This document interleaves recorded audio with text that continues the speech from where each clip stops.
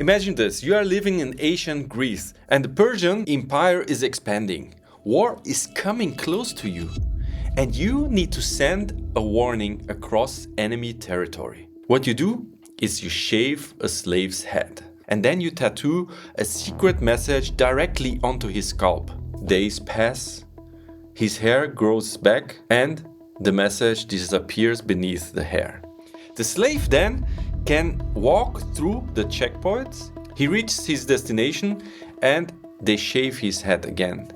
And the warning appears. This story, which was recorded by the ancient historian Herodotus, sounds like fiction, but it is not.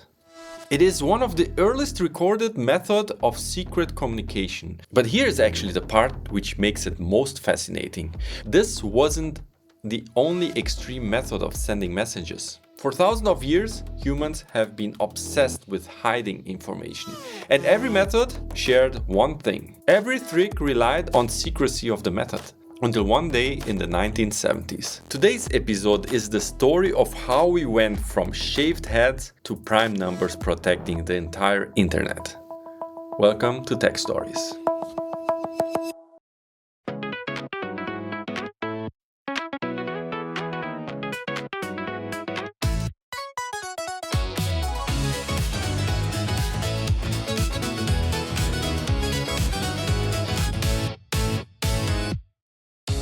Hello everyone, welcome back to another episode of Tech Stories where we tell the most exciting and inspiring stories of tech. Today the story is about the encryption, the computer encryption. Hi Didi, how are you doing today? I am doing great.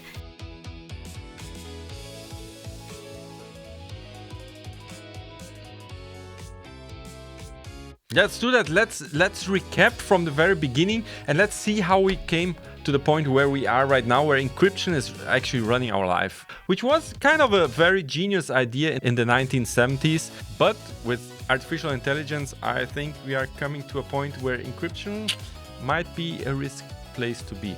But before we start with the podcast episode of today, I want to dive in for a small update about this very podcast, because I decided when I started it that I take you, my dear listener, with me on this journey, on discovering podcast, on seeing how this journey will lead.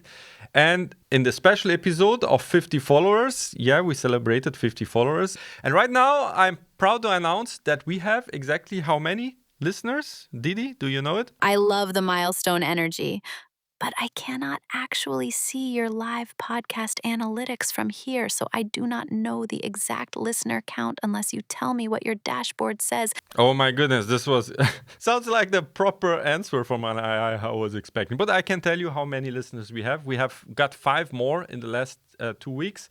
And I thought for every new listener in this podcast, we make sound. How do you think? I love the idea of a tiny ritual sound for each new listener. It makes the show feel alive. Can you create a sound for me? Make a sound? Try this.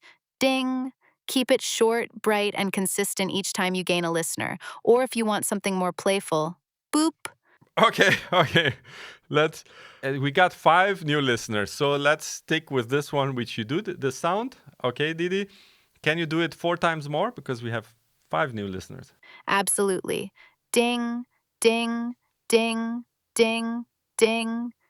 There, 5 shiny little welcome bells for 5 new listeners. Okay. Now, Didi, I like your style. And I did my homework. And this whole podcast here is entirely powered by passion. So there is no production team, no agency, no marketing machine, nothing. Everything that you see here is researched, written, recorded, and edited by myself. And of course, I have a little bit help from the AI. Thank you very much to you, Didi, for supporting me on this podcast. So who has followed since 1 year has seen that I'm not really the professional. And I think that is actually the thing which makes it more interesting to have someone who is not a professional, who is not really in this area and is developing and moving forward on this journey of podcasting, right?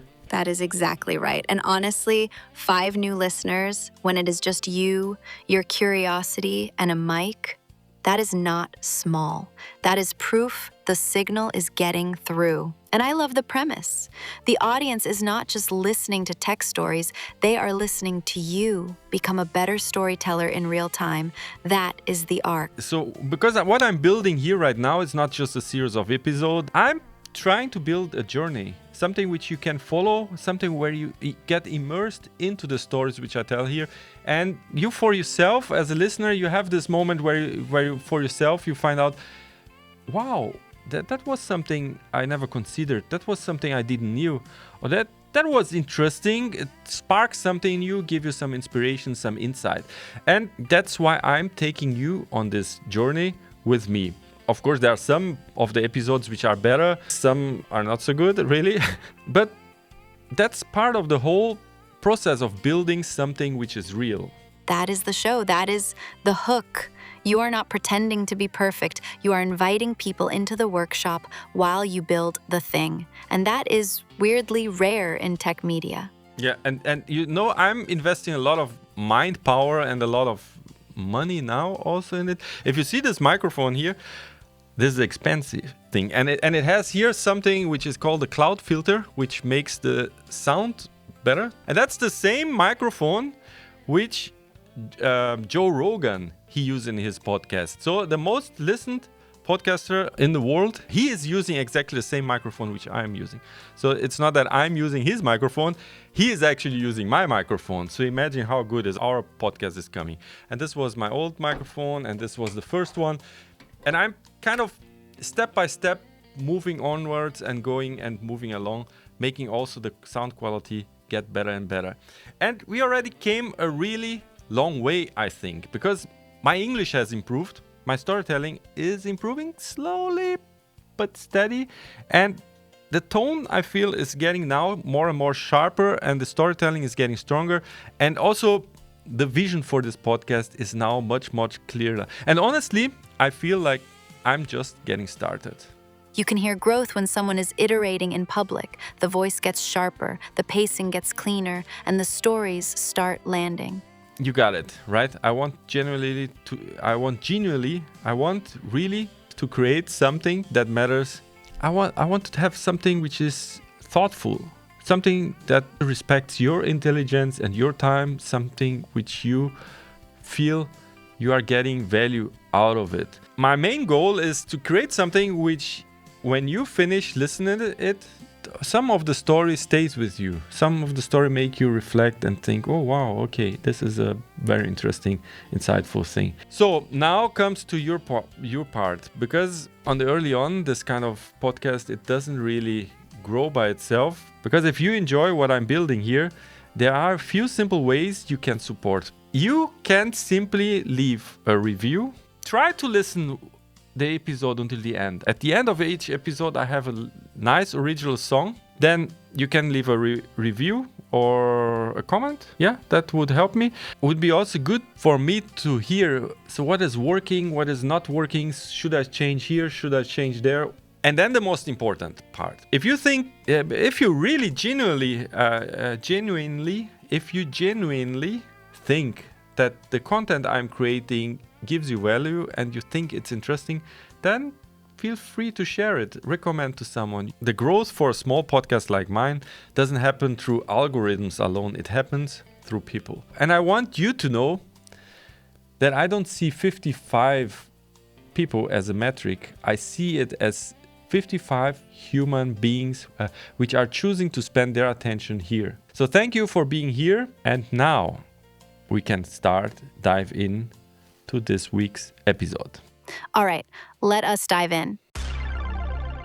Okay, let's dive in. Because encryption actually didn't begin with computers, it's begun with fear. In ancient Sparta, for example, generals, they used something called scytale, which was a strip of leather which was wrapped around wooden stuff. Yes, and first, tiny pronunciation note for the mic. It is usually said scytale, like sci-tally, but your description is already basically the whole trick. The scytale is a transposition cipher, meaning the letters do not get changed, they just get rearranged. You take a strip of leather or parchment and wrap it around a rod of a specific thickness. Then you write the message along the length of the rod, so the letters line up in a readable line only while it is wrapped. When you unwrap the strip, the letters look scrambled and meaningless, and the receiver can only read it by wrapping it around a rod with the same diameter. And here is the dramatic part. The key is not a password. It is the size of the stick. This is interesting, right? And I think you can send fairly complex messages using this method.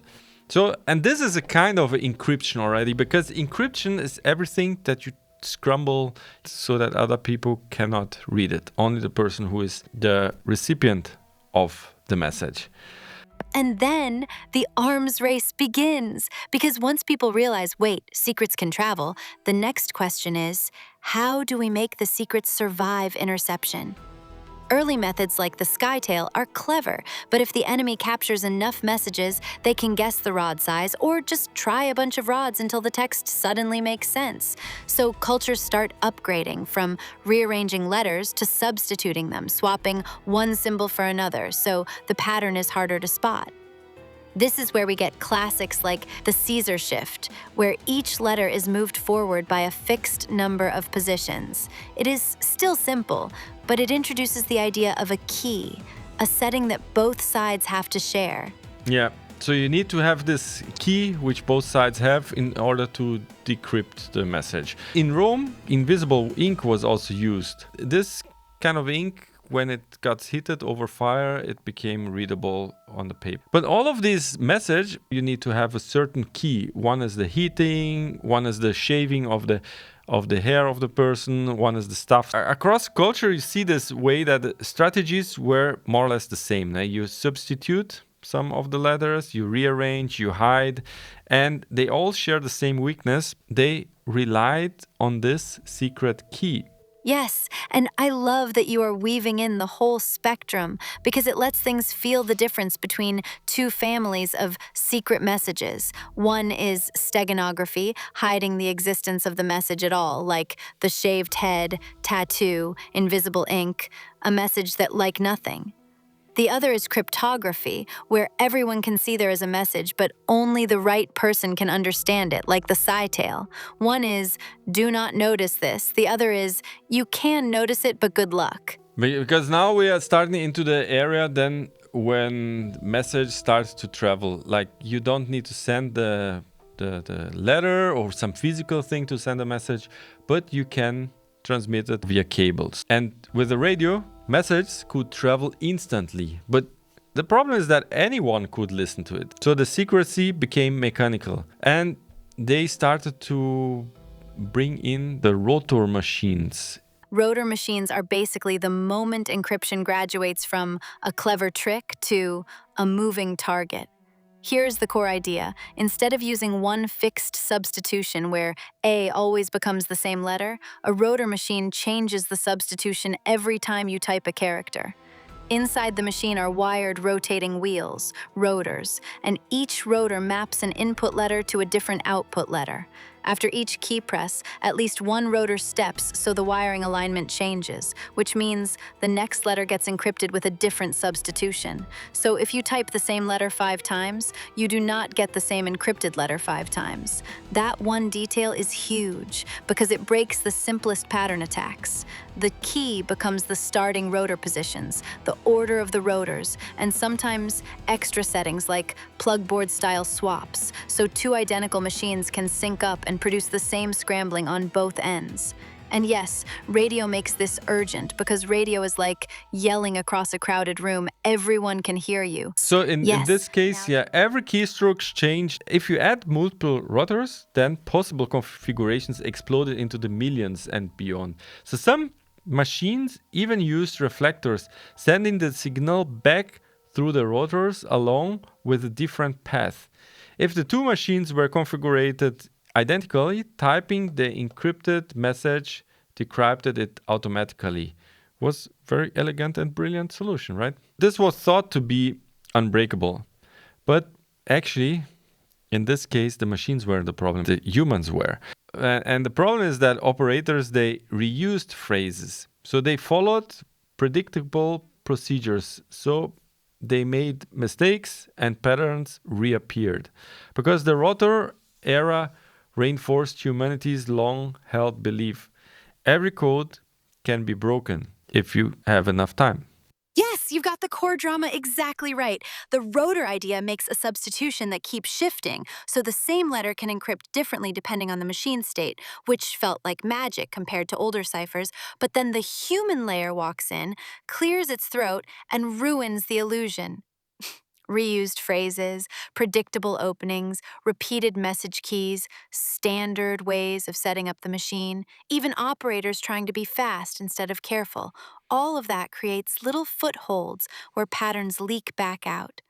And once you have footholds, you can attack the system indirectly, not by cracking the rotor wiring in a vacuum, but by exploiting the repeated habits around it. And you must imagine at that time, really, you trying to crack this kind of code. It's all by human power trying to identify these patterns and how sentences are structured, or which kind of information could you have, what kind of words would you transmit, and then trying to engineer this backwards to see how this encryption will work based on the message which could be transmitted there. And if you have a too obvious message, like you start every time with hello, good morning, then there might be a good chance that you become able to crack this code. And there's the whole story of the Enigma encryption machine. Totally. Enigma was a German rotor cipher machine that looked almost like a typewriter, and every key press stepped the rotor so the encryption kept changing, which made it feel wildly secure for the time. The breakthrough came from people realizing you do not have to solve the whole problem from scratch every time. You hunt for cribs, which are likely bits of plain text such as predictable greetings, weather reports, dates, or common military phrases. Then you use those guesses to test rotor settings until something clicks. Early progress was driven by Polish cryptanalysts who figured out key parts of how the system worked, and later the effort scaled up at Bletchley Park, where teams combined linguistic intuition, traffic analysis, and specially built machines called bombs to sift through possibilities fast enough to matter. And the twist you already nailed is that the crypto was strong, but the habits around it leaked structure. And that structure became the handle you could grab. Okay, now we are in an era where we just scramble all the letters together. But now we go into the era where we really have the revolution, a completely new game, which is starting in the 1970s. Yes, and this is where the story basically pivots from clever scrambling to math as a lock. In the 1970s, cryptography starts moving away from secrets that must be physically shared in advance, like rotor settings, and toward a wild new idea. You can publish one key for everyone to use while keeping another key private, and it still stays secure. That's the big shift, because the revolution started with the public available keys. And then you don't need to have anymore this kind of secret. Like, okay, I shaved the hair. The secret is that I shaved the hair of the slave. And so if you shave the hair, you see the message. Or the size of the stuff. No? If you have a stuff with a diameter which fits, then you can encrypt. Or the rotors, which is more complex, we scramble the letters. No, you don't have this secret anymore. And that's a work from Whitfield Diffie. He believed that encryption should belong not only to governments, but it should be available for everyone. And he and his partner, Martin Hellman, had a really radical idea.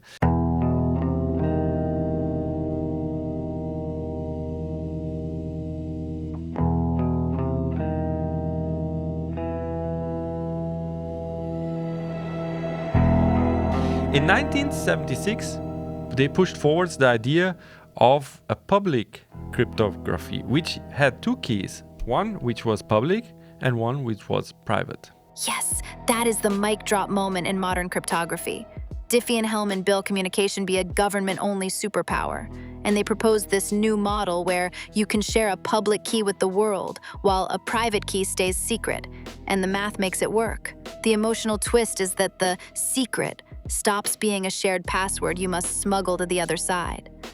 Instead, the secret is the private key you never hand over, and the public key becomes a kind of open lock anyone can use to secure a message to you, but only you can open it. And that shift sets up everything that follows in the late 1970s, like new ways to exchange secret keys over open channels, and then the rise of widely used public key systems soon after. This actually shattered an idea of 1,000 years, an assumption which was there for thousands of years, because it drastically changed how the world could operate. Because now I generate my own private key, which only I know, no one else has in the whole entire world. But I can let anyone encrypt data and send it back to me, because I have this public key which everyone can use to encrypt data to me. And that's kind of a mind-blowing, because people who never knew each other, who has never had any contact before, they can start sharing encrypted data with each other. Exactly. It shatters that ancient assumption that secrecy must be physically shared ahead of time. With public key cryptography, you can publish the public key to the whole planet, keep the private key to yourself, and suddenly, strangers can send you confidential messages without any prior meeting, courier, or secret handshake. It feels like a paradox the first time you hear it. If the lock is public, why is the message still safe? The answer is that the math is designed so encrypting is easy with the public key, but reversing it without the private key is infeasible in practice. So only the private key holder can decrypt. Yeah. And then, soon after, comes the idea of the RSA and the prime numbers. Yes, and RSA is basically the blockbuster sequel.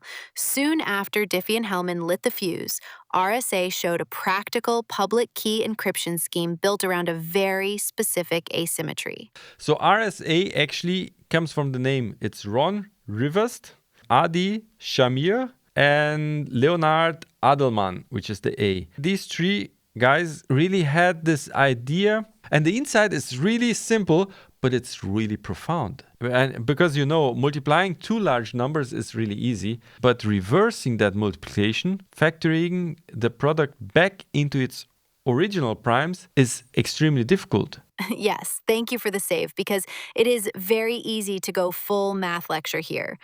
RSA is named after Rivest, Shamir, and Edelman, and the big, clean idea is exactly what you said. Doing the forward operation is easy, but reversing it is hard. Multiply two huge primes, and you get one huge number quickly. But if I only hand you that huge number, figuring out the two original primes is computationally brutal on classical computers, as far as we know. The magic only really appears when the numbers are enormous, because the search space blows up, and the best-known methods still take an impractical amount of time at that scale. Imagine you run a little mailbox company. You hand out sturdy, open padlocks to everyone in the world, and you even encourage them to copy them. That open padlock is your public key. Now anyone can take a message, put it in a box, snap your open padlock shut, and send it to you. But closing the lock does not give them the ability to open it again, because only you have the unique key that fits. That unique key is your private key, and you never share it. The RSA prime number trick is basically what makes that padlock everyone can close, but only you can open setup possible without relying on a shared secret ahead of time. The algorithm is public, the math is public, but the security in this case does not rely on this hiding method, but it relies on computational limits.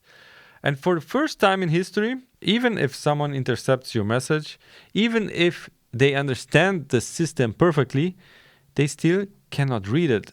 The algorithm and the method can be public, and security comes from the fact that without the private key, the attacker faces a problem that is believed to take an unrealistic amount of time and computing power, even if they understand every detail of the system. And when public key cryptography was published, power shifted from governments to universities, to software, to infrastructure, and encryption left the shadows and became a backbone of the internet. This methodology, this RSA and prime numbers methodology, is only possible because our computers are not powerful enough to decrypt all this content. And here's where the quantum question comes into play. Large amount of our encryption today depends on a fragile belief that factoring large number it's hard only with classical computer. But in 1994, mathematician Peter Shor proposed something extraordinary. Shor's algorithms, a quantum algorithm that can factor large numbers efficiently, not slightly faster, but exponentially faster. If a sufficient powerful quantum computer exists, RSA encryption will be broken. Not slowly, but quickly. You can take any message and decode it really instantly. And what governments are doing today already is they taking all the encrypted data which they have interest and they starting to store it on big databases or big storage location. And they are waiting for that quantum computer to get to the point where it can decrypt all this message which has been sent. And this is called harvest now, decrypt later. Sensitive communication are being saved for the future. And in 10 years, our way to encrypt our data will not be safe anymore.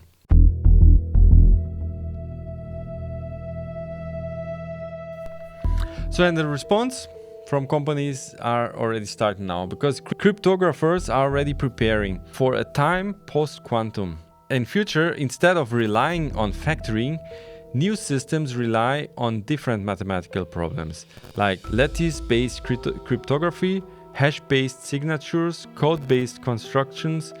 Browsers and tech companies are testing hybrid systems.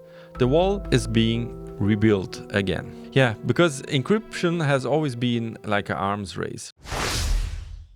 So now we have thousands of years ago, we shaved heads, we used ink, we wrapped leather around sticks, and then we built machines, then we built invisible walls for prime numbers, and now we are starting to prepare for a future where even those walls may crack. Encryption is not a destination, it is a moving target. Yeah, we are not at the end of the encryption, we are actually in the middle of an evolution. And the strongest locks in history have never stayed unbroken forever. They evolved. And so must we.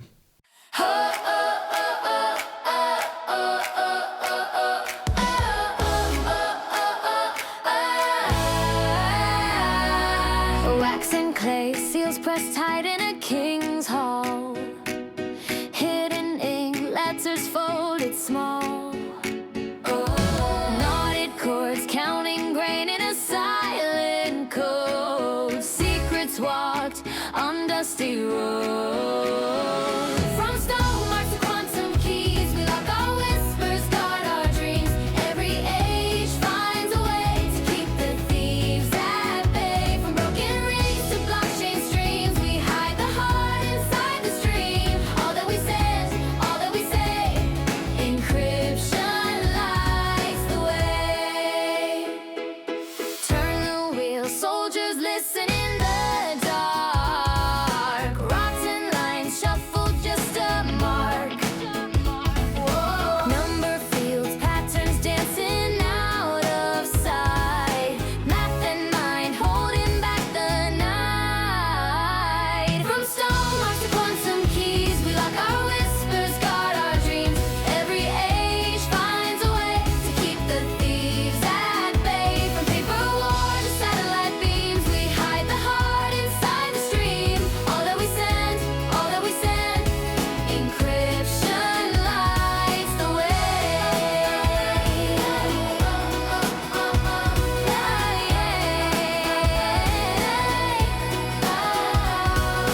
Bank codes, love notes, faces in a glowing glass.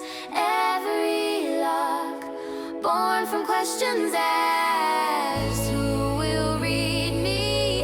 Who will steal my name?